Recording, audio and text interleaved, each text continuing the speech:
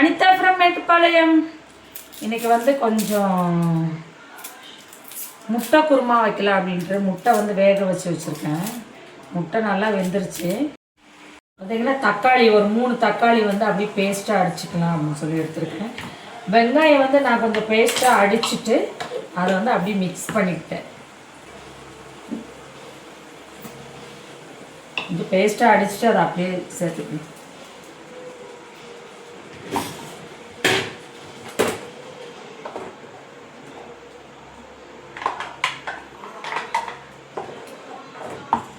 இதுக்கு கொஞ்சம் மட்டன் மசாலா போடலாம் அப்படின்ட்டு இருக்கேன். மட்டன் மசாலா போட்டால் நல்லாயிருக்கும். மொத்தமாக எல்லாமே போட்டுட்டு அப்படியே கொதிக்க விட்டுற வேண்டியது.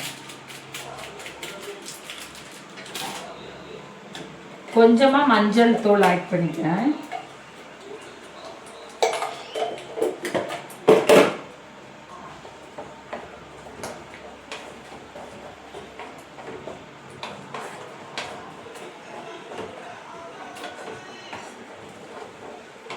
நல்லா வந்து கொஞ்சம் மிக்ஸ் பண்ணிவிட்டு அப்படியே வச்சுருக்கேன்.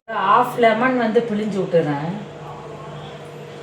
ஏன்னா கொஞ்சம் காரம் அதிகமாகிடுச்சு.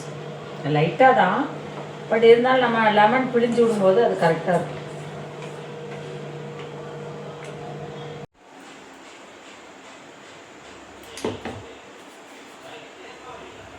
சப்பாத்தி மாவு கொஞ்சம் தண்ணி ஆயிடுச்சு.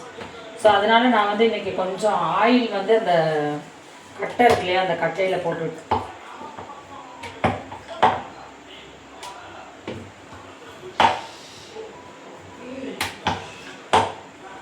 வந்து இந்திய வரைபடை மாதிரி வந்துருச்சு.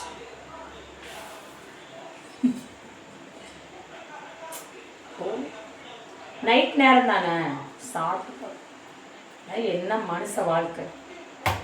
சப்பாத்தி ரவுண்டாக இருந்தாலும் இந்திய வரைபடை மாதிரி இருந்தாலும் எப்படி இருந்தாலும் சப்பாத்தி தான் அப்படின்னு சொல்லிட்டு இன்றைக்கி அந்த டிஷ்ஷை வந்து நான் வெளியே இறக்கிட்டேன்.